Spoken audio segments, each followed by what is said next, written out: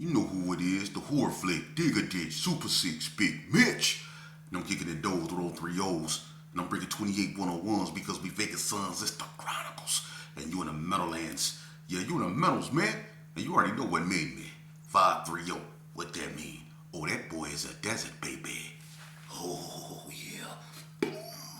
Hope a dub scrub, 22-inch gold-dated days. And Big Bolo Yang, I can never sit on McLean's. Yeah, and I'm on swole with it too. Yeah, Big Bolo Yang, what it do? Welcome to Vegas Chronicles, man, with the whole Super 6, Mr. Digger Ditch, Big Mitch.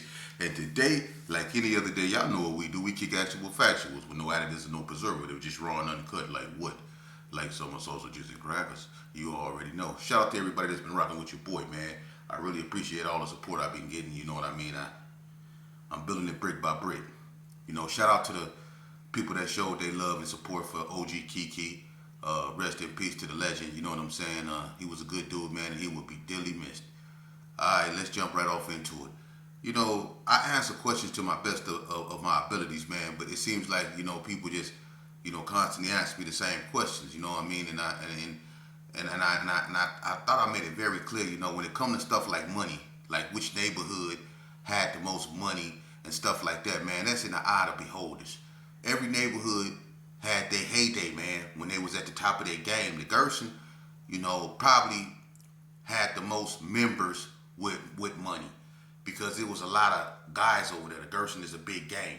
So at one given point, you had a bunch of dudes over there that had money, you know, and you had names like, and I'm gonna go out. See, this is OG. I'm from the old school. So you had people like Booty Ate, Steve Barnett, John Holloway. You know what I mean? Donna Ray Page, Boonch. You know what I'm saying? Master G. You know what I mean? Everybody over there in Herbie Gerson was having money. That was just five off the top. You know what I'm saying? That's not even including Flock. You know what I'm saying? Woodlock. You know what I mean? It was a gang of people up over there. Josie Wales, man. A bunch of people up over there, man, that was, you know, doing their thing, you know, having a little paper, you know what I mean? It was out the way. But just like that, you know, you had people down there on Donna, you know what I mean? Donna had at one point the coldest Lolos. You had C-Rod, Hot Rod, Pharrell them, Tyrone Daughtery, all them down there, the Logan Boy, all them down there doing their thing, man, on switches, everything, you know what I mean? Hot, you know, Hot Rod, all of them, man, they was doing their thing, you know, the Donnas, they had their glory, the Hood, you know, at one point, you know what I'm saying? They had their glory, you know, the ABMs. But I tell you this here, when it come to hitting them establishments, when it come to you know, going outside of the box, you know, doing stuff that gangbangers when you normally doing, like hitting coin trucks, you know, them NTGs and them hard time hustlers, you know, you got to give them their props because, you know, they was doing their thing, you know, they was coming up. So when it come to stuff like that, you know, every neighborhood, you know, the coast, they at one point. They had, you know, they had it going on up over there with Haircutter, Pac-Man, Ant-Man, all them cats up over there. You know, they was doing their thing. Clint, OG Clint, all them cats over there, you know. And the Rules, you know, the Power Rules, they was from day one always doing their thing, you know what I mean? You had the Joker. The Joker had a burgundy Lolo in regular state so clean, people didn't even know that. Tony Poole, you know what I mean? People was having money up over there, you know what I'm saying? You know, the Cage Boy, you know what I mean? A bunch of people up over there, Lay, all them cats over there, Burger Mac, all them dudes up over there was doing their thing, man. They was having paper. You know, it ain't no secrets. You know, the Playboys, everybody, even the smaller hoods like, you know, Vegas Heights. Vegas Heights was having money. You know what I mean? The block, 40 block, they was having major money. You know, Crib City, everybody was doing their thing. So when it comes to who was having the most of this or who was having the most of that, that's in the eye of the beholder, homie. You know what I mean? Because I tell you this right here. If the feds paid you a visit, you was doing something, you know. And another question that was asked of me concerning the Hispanics, have the Hispanics ever chose sides with a black gang against another black gang? You know, Hispanics in Las Vegas don't normally get in blacks' business when it comes to that. But back in the days, the Sanchucos had an alliance with the GQs, but and you know the little locos got along with the Donna Streets, you know. But as things got out of hand, you know, the Mexicans basically, you know, stuck to what they were going through, and the blacks did what they were doing. You know, the Mexicans, you know, they stayed in their own business. The blacks stayed in their own business. But as far as, you know, us, the blacks and the Hispanics going to war with one another, that really never too much happened. It probably was sporadic incidents, more so at the schools like Rancho, Western, every now and then at Bonanza. Not so much really at El Dorado, but places like Rancho mainly. It was real turned up back in the days between the Hispanics and the blacks for some reason. And that goes ways back to the 70s. Some of the most brutal race riots in Vegas occurred at Rancho High School. You know, and anybody can look that up. Rancho always been cracking when it came to racial hostility and stuff like that. You know, but as far as the Hispanics taking sides, no, that never happened. The Hispanics never been on the West Side engaged in any type of war with any of the West Side gangs or anything like that. So the Hispanics did them and the blacks did them. You know, so moving along from that too. Someone asked me a question and asked me if I would speak on a topic concerning if I would allow or condone my son or child claiming Gerson. I want to ask a bunch of y'all a question out there, and this is not to be preaching or nothing, because a bunch of people have lost kids and children to this to gang banging, you know, and I just want to know how a lot of y'all feel, because I got, you know, so-called homeboys who allowed their sons to grow up claiming Gerson for whatever reason, and some of them lost their sons to this game, and I know they can't be okay with that. And it's a lot of other dudes from other neighborhoods who's lost their children to gangbanging. And I just want to ask y'all a question, man. How that make you feel knowing that the reason why your child got into gangs was because of you? You know, and you were powerless for some reason to stop that. And now the same game you played has taken the life of your child. And it might be because of some of the things you did in the past that you might have got away with. You know, karma don't got no expiration date. And it's probably the only thing in existence that's really colorblind. Karma. You know, one thing about this life, man, that we have to really understand and start really bringing to the forefront, because they done heard so much preaching from so-called reformed gangbangers that then came out of prison and then got in front of a camera in the crowd and then preached how they grew up without a father, how life dealt them a messed up hand, and how they were forced to join a gang, and how they got all whacked out on drugs, did something that they shouldn't, ended up in the penitentiary, but found God, redeemed themselves, came back out here, now they want to do right. These youngsters done heard that story so many times, man. But to no avail. You see? Because the saga continues. These youngsters, they still knocking each other down. This gangster stuff, this thuggery stuff, it still seems glorious. It still seems, you know, cool to our youth. Why? When we know it's not. I'm talking about my era. You know, when I used to look at pictures of my homeboys and they used to be standing with their sons, and they used to be hugged up with their sons, and they all used to be doing this in the picture. My homeboy and his sons used to be doing this. They all doing this. Then 3-4 years go by. I see another picture. He had 2 sons. Now it's just him and one of his sons.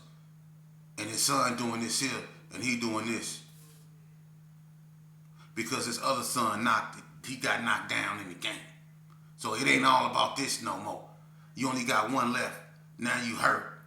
Now you trying to figure out how you go stop him from doing this. Because this right here got him knocked off. So you don't want him doing that no more. You see?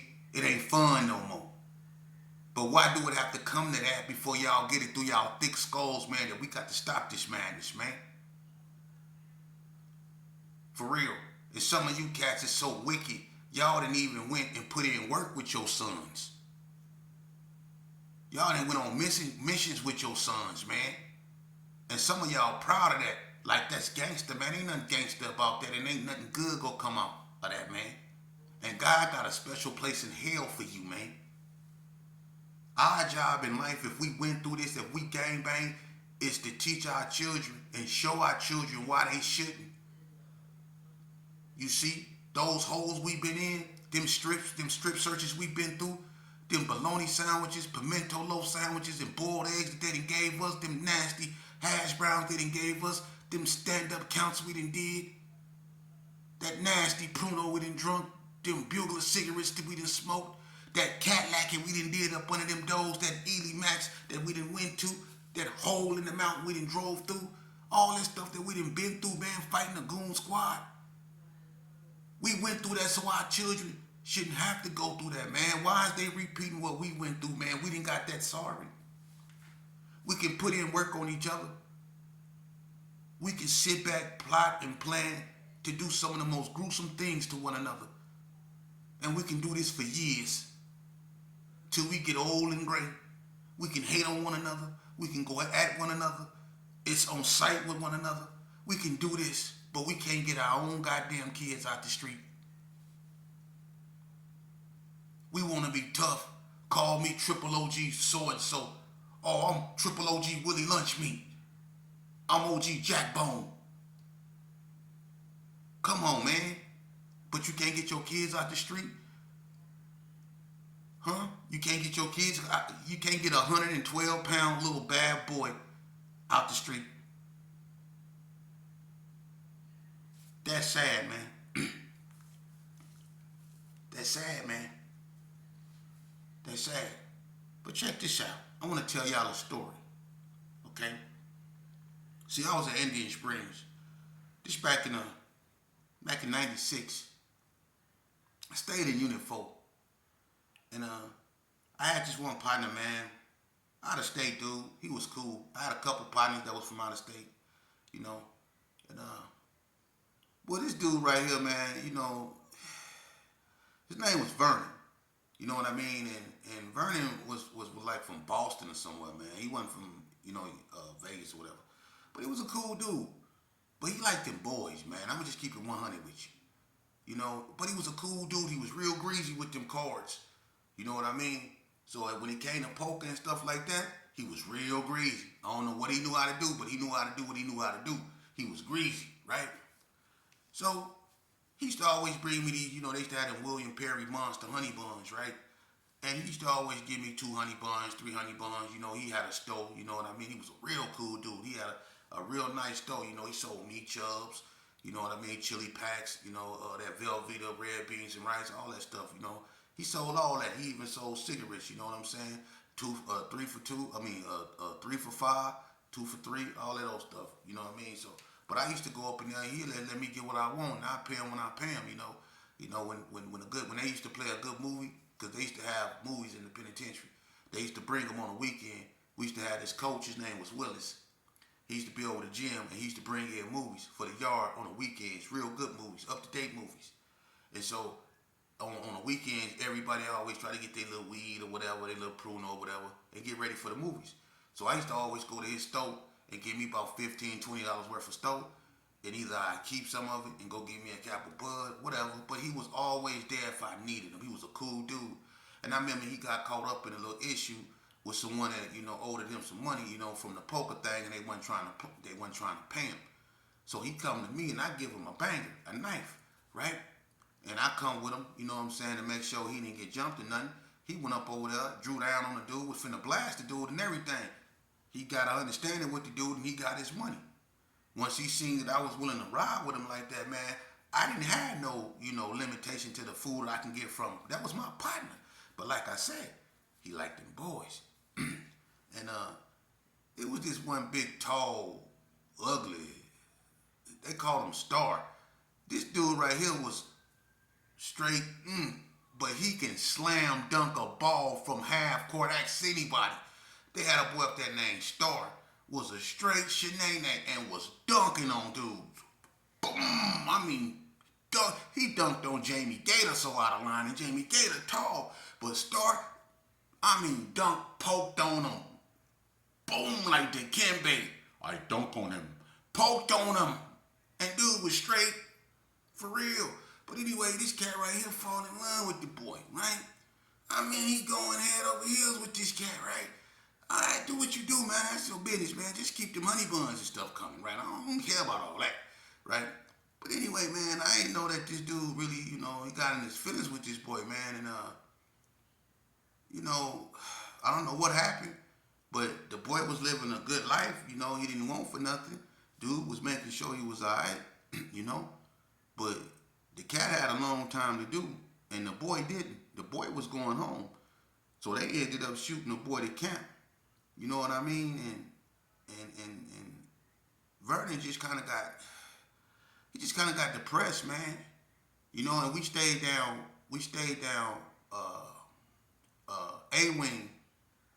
A wing, because I think there was A wing, because I think D-Tay them stayed down the other wing. D-Tay, B.I., all them stayed down the other wing, right? So he started getting real depressed. He stopped coming out of his room. He stopped talking. He stopped dressing like he used to. He used to dress like, he didn't wear stay clothes. He dressed like he wore package clothing. He stopped dressing like that. He started dressing like state clothes and all of those stuff. You know, he was like just withering away, man. You know what I mean?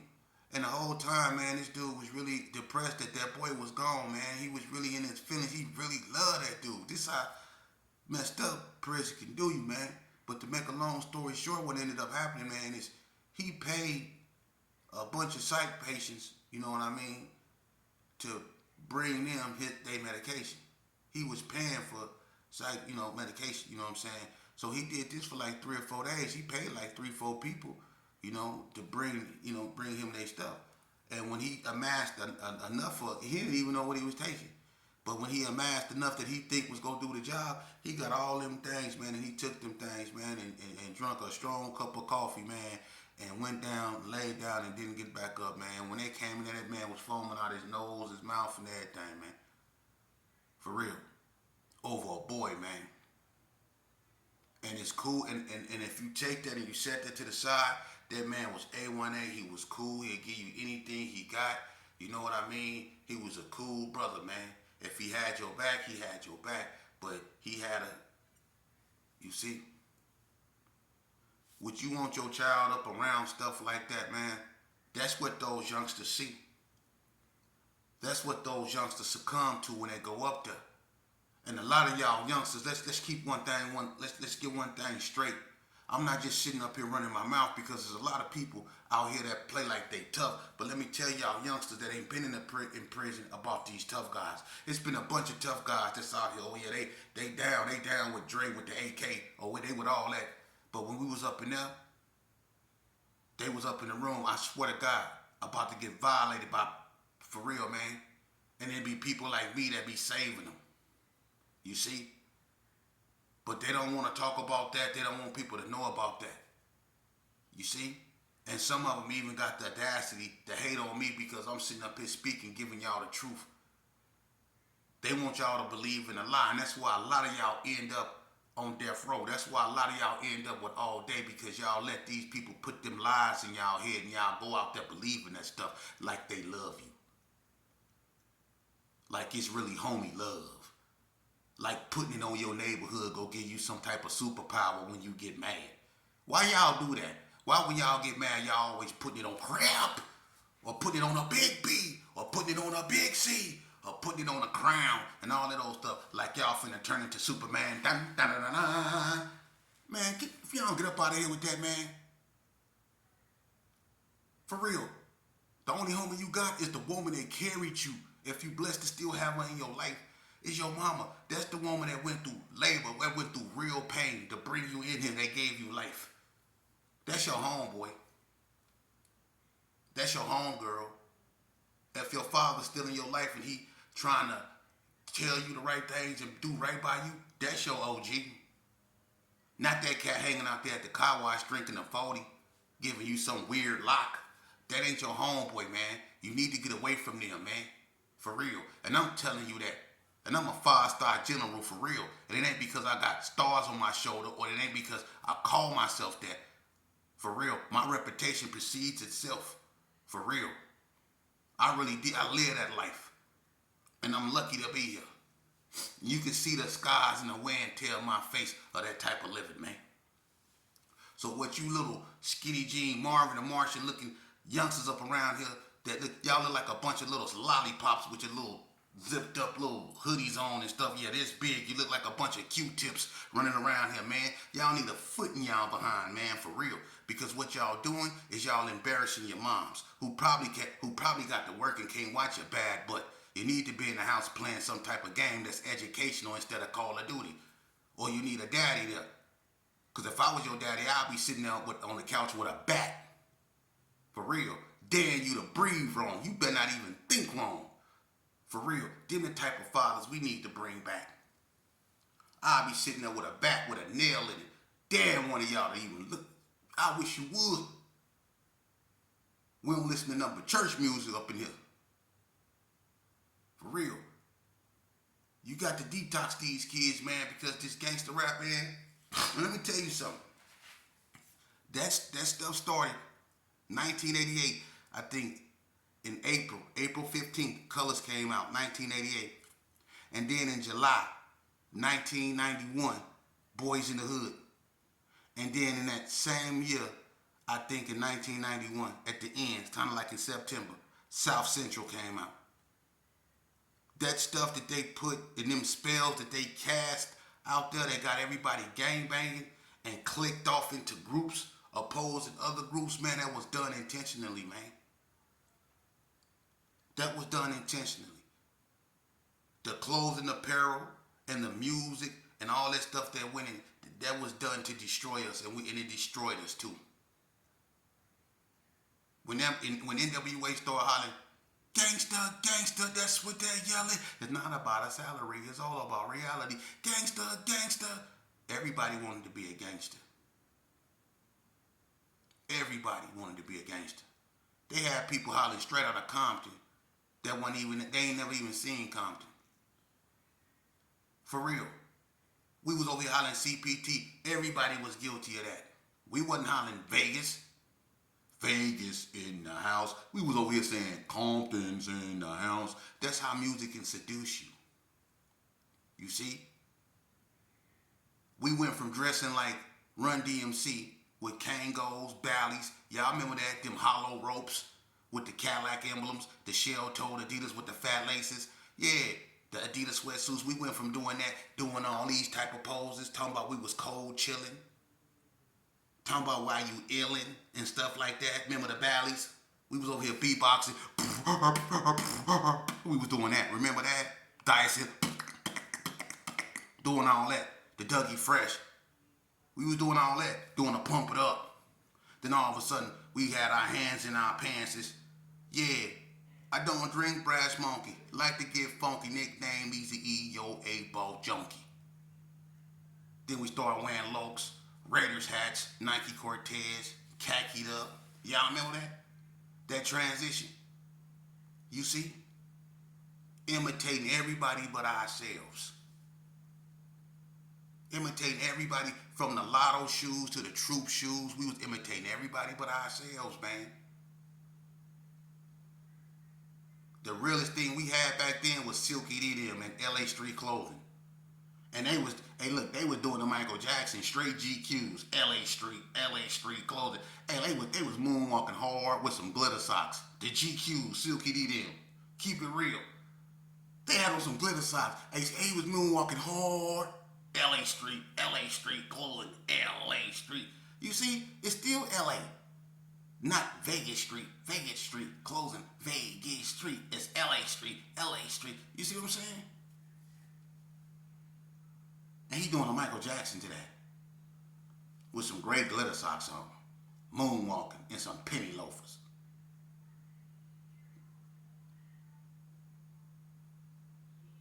Man, that's crazy, man. Old brass monkey looking. But anyway, start the games, kids. You know, and the reason why I don't talk about what everybody else talk about is because they already talking about it.